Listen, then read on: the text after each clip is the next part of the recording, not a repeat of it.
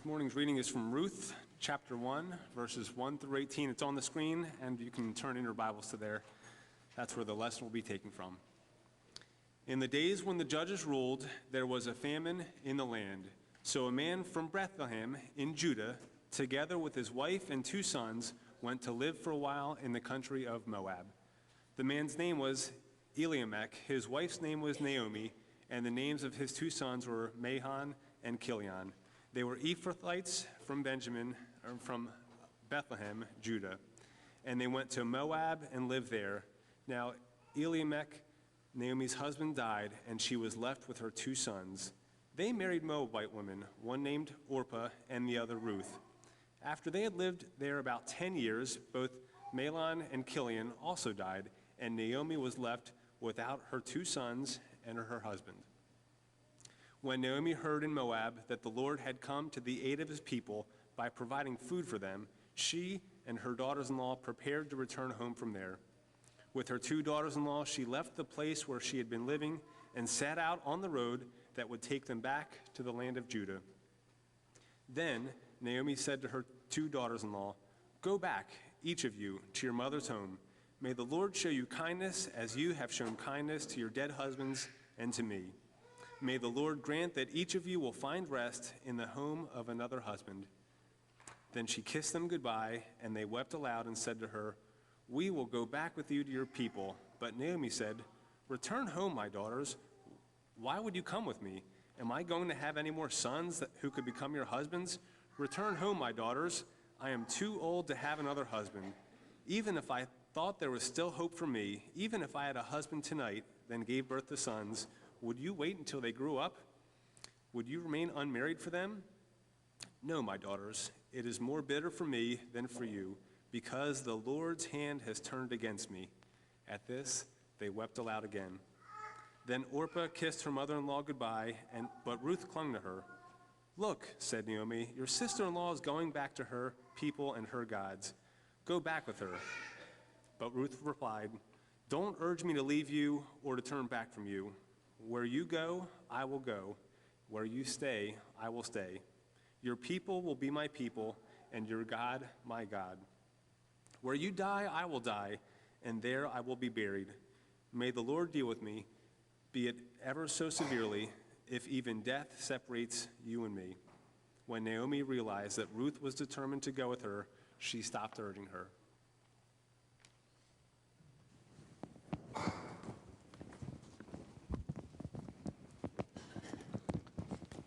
Morning, folks. Try not to be incredibly long today. I know that LaDonna has something cooking for us. Is that correct, LaDonna? Okay. Yes. I'm sure she's upstairs, but from what I understand, I saw some of the video that she's going to show us. It's pretty special, so clearly you're going to want to stick around for that. So happy Mother's Day to everybody. Instead of having all the mothers stand up, which sometimes we do here, how about those who are first-time mothers? Can you stand up so we can embarrass you? Anyone? All right.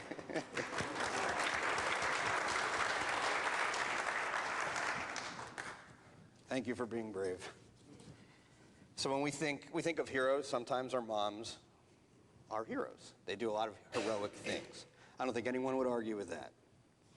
So when you think of heroes, just in a historical sense, who comes to mind? This is audience participation. It's okay. Heroes? Anyone? Captain America. All right. Looking for more practical, but that's legitimate. All right. Certainly, maybe like Abraham Lincoln, or even the firefighters and policemen who helped us out on 9/11 and help us out every single day. You know, people like Martin Luther King certainly can be called a hero. But then when we get to the Bible, there are also a whole slate of heroes that come to mind. I'm sure we think of Jesus Christ, obviously, as the exemplar of what a hero is. Certainly a lot of people in Genesis, the early fathers, Abraham, Moses, Jacob, Joseph, sure, they had flaws, but they were heroic as well. You could even throw someone like Rahab in there. Or what about Stephen in Acts, who was martyred for his speech? But when we list heroes of the Bible, I bet you don't see the name Ruth too much. But Ruth, as we will find out, had a lot of heroic components about her. Her commitment towards her mother-in-law, named Naomi, was unbelievable. There was a college kid once who went into a photography studio with a picture of him and his girlfriend, and he wanted to get a duplicate copy made. So obviously the owner of the studio had to take the picture out of the frame.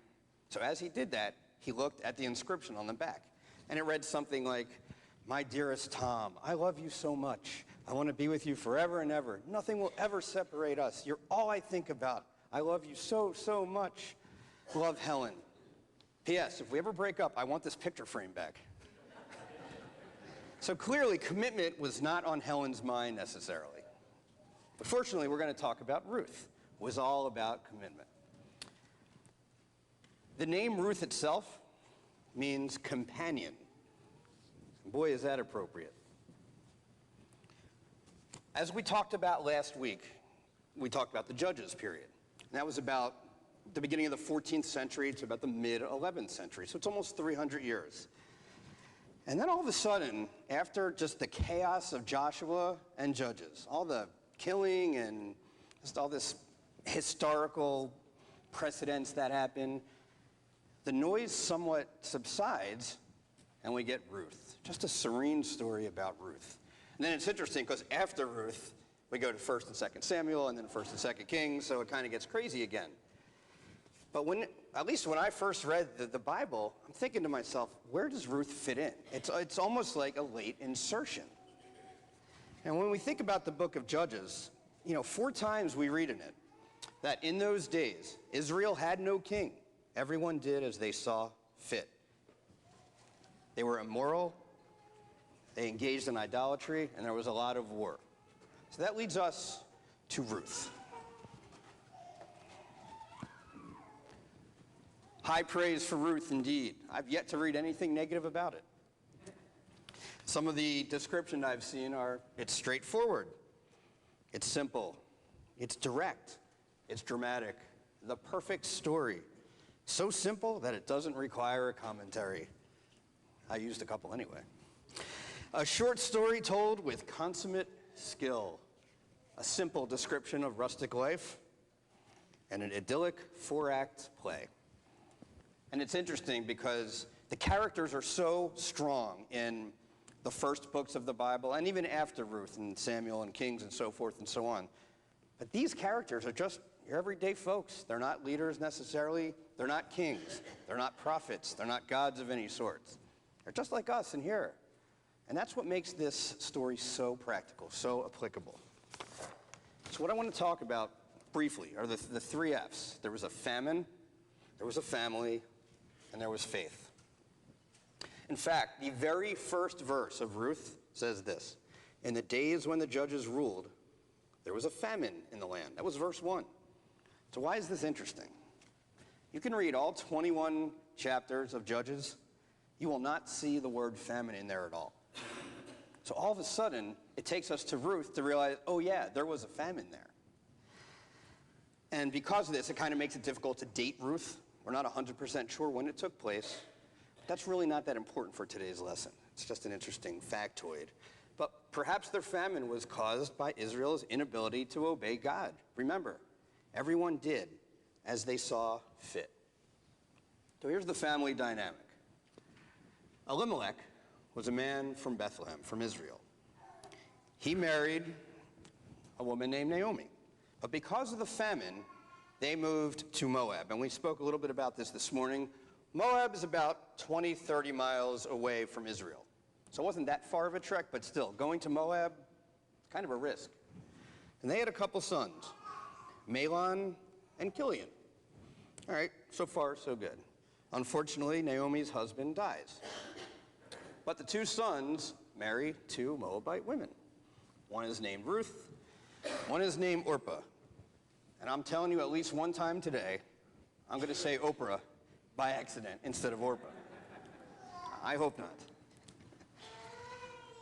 But this actually continued the family tree, and we talked about this morning too. If you look at Deuteronomy 23:3, it tells us that no Ammonite or Moabite or any of their descendants may enter the assembly of the Lord, not even in the 10th generation.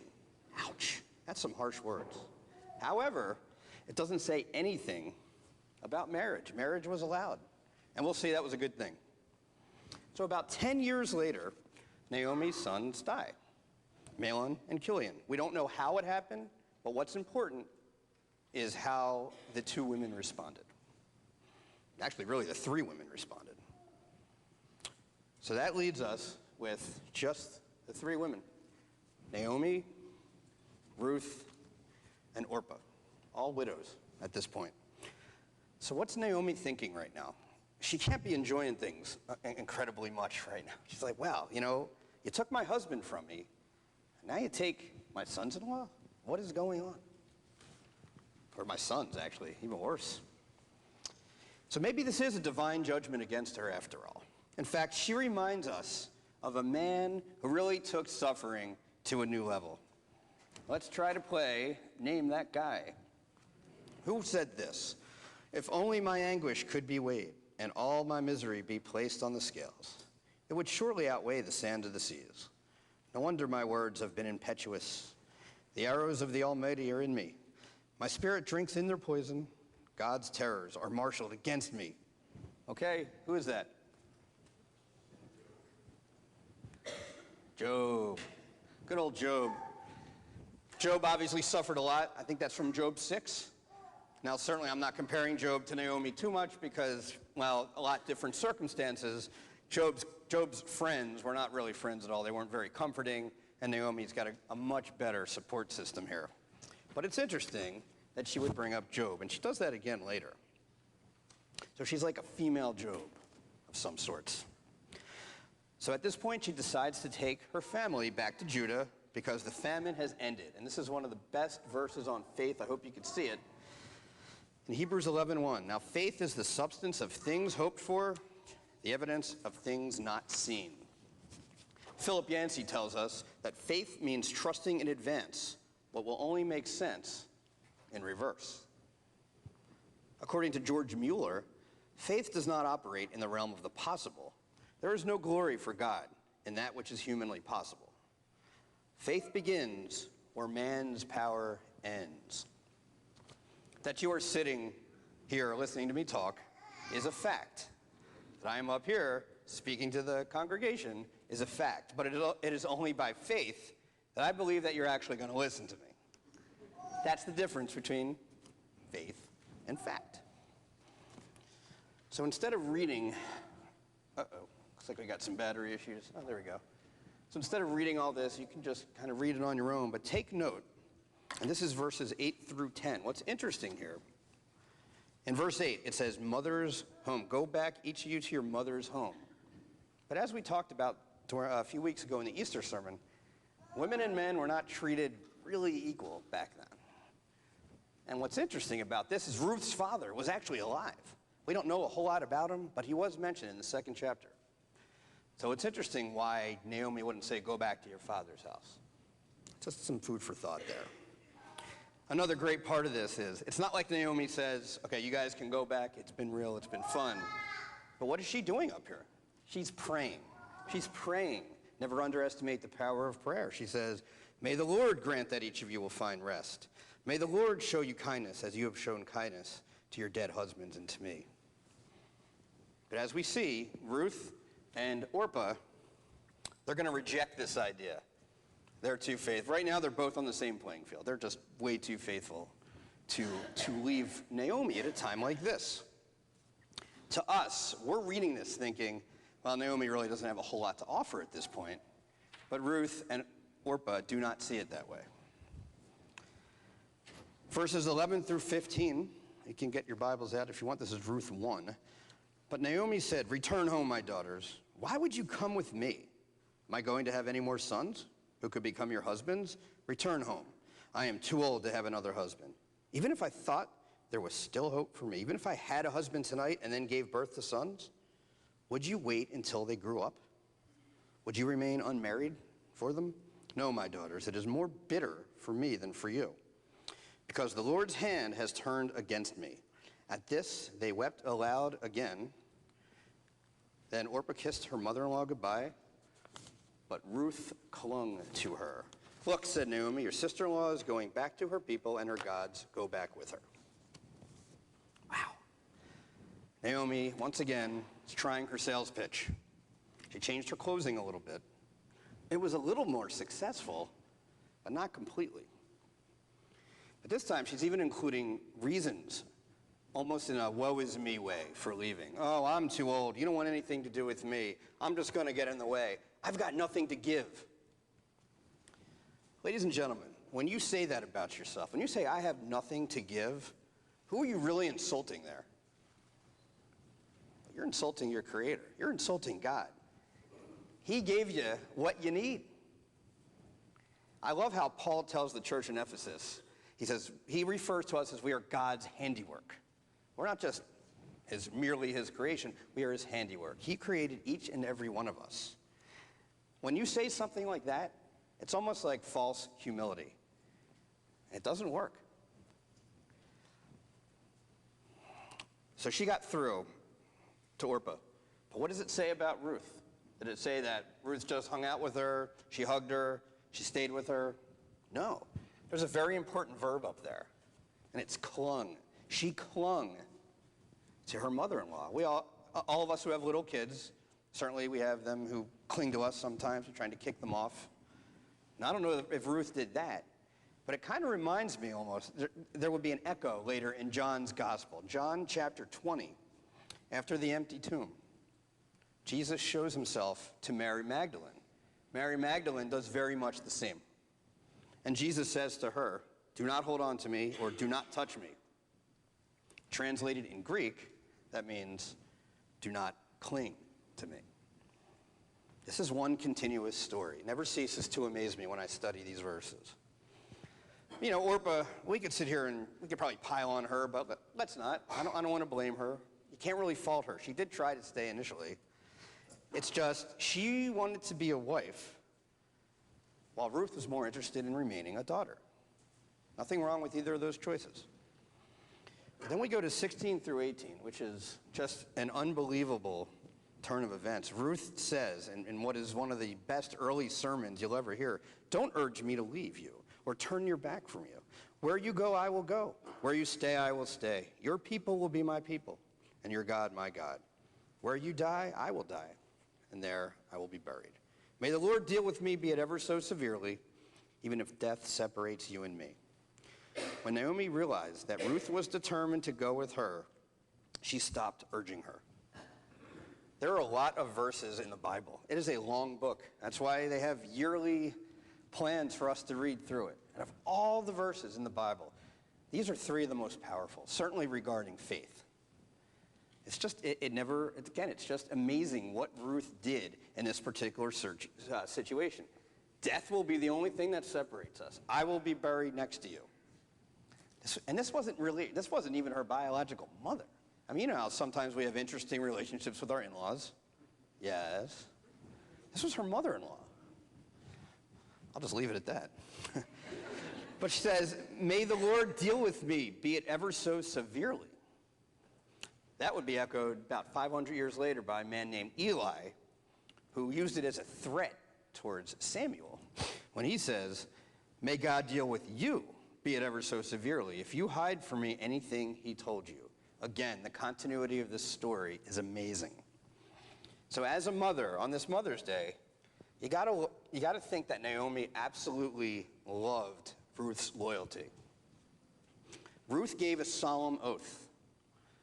What was left for Naomi to say at this point? It's like, oh, okay. I just picture her saying, all right, come with me. Let's go to Bethlehem.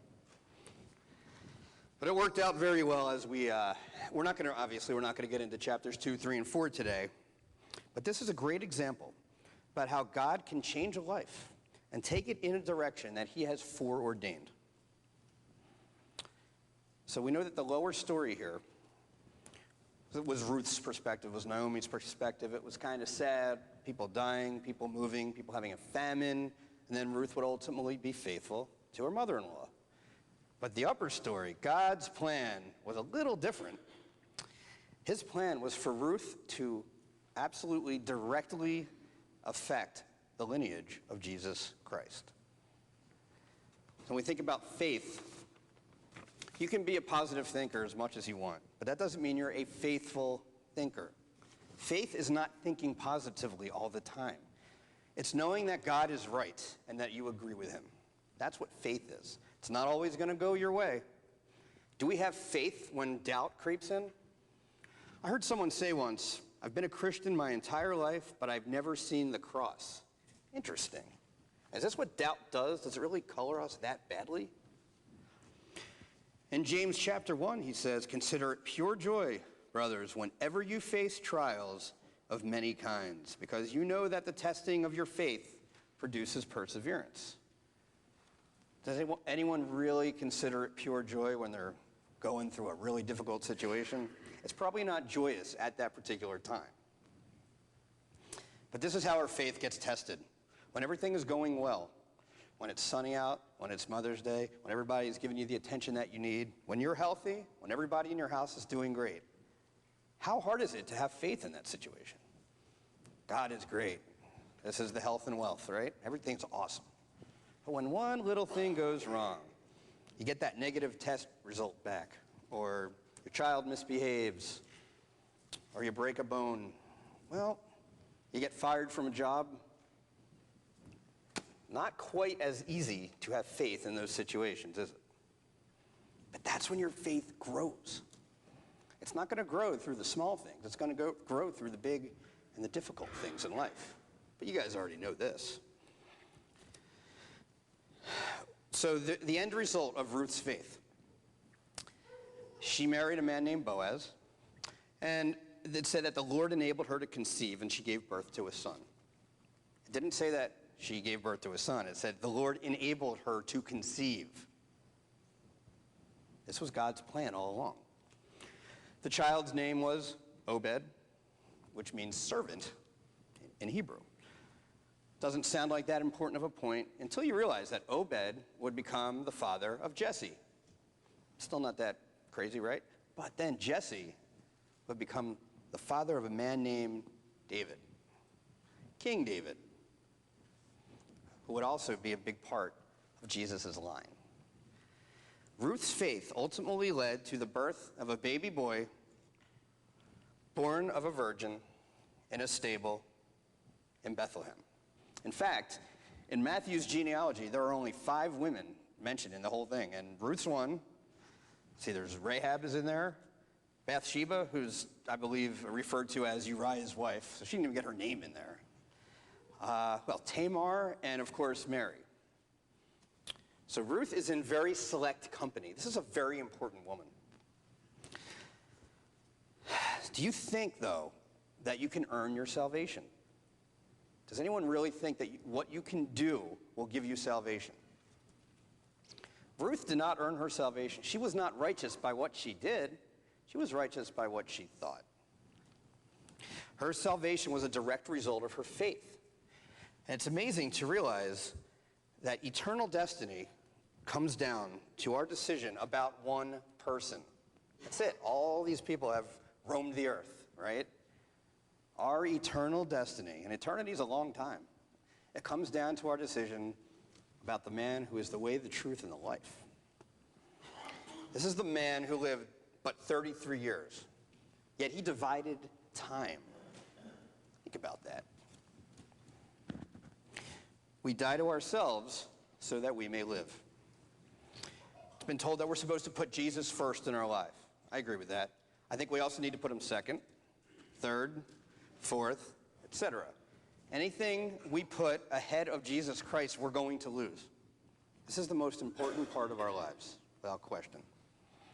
Ruth stood by Naomi, and this would eventually lead to a man who would pay the ultimate price for every single wrongdoing we have ever committed. She stood by Naomi, and in the same way, we need to stand by Christ. When we're mocked, when the world mocks us, we need to stand by Christ. When people turn against your Christian values, you need to be strong and stand with Christ. And what burns me up is that we're constantly being told that we are on the wrong side of history. I don't know what that means, but I know it's anti-Christian in its root. I'll tell you what, if having biblical values, if trying my hardest to be the best father and husband that I can possibly be, if studying the Bible, if that makes me wrong, then as the song goes, I don't ever want to be right. We are a Christian, well, we are Christians all the time, not just some of the time. You're either with Christ forever or you're not with Christ at all. You're not partially Christian, right? You're either all in or you're all out. Ruth stood by Naomi through only 4 chapters, 85 verses, tucked in the middle of an action-packed, chaotic part of the Old Testament. We learn of the faith of a seemingly obscure Moabite woman who happened to play a critical role in the salvation we hold so dear today. So today, on this Mother's Day, as we walk outside, look for some Ruths out there. If you see anyone who's putting the interests of others over their own, that's Ruth. If you see someone running toward a child in need of help when everybody is seemingly walking the other way, that's Ruth. That's a woman of faith. Briefly, let's talk about Naomi too. Her life was completely changed. Her transformation from despair to happiness was all because of Ruth's decision to stay with her. And we talked a little bit this morning about moral crises. They're going to happen. But what does God do when you're having a moral crisis? He seeks the faithful. He seeks people during these difficult times. God blessing Ruth had an everlasting effect that still touches people today.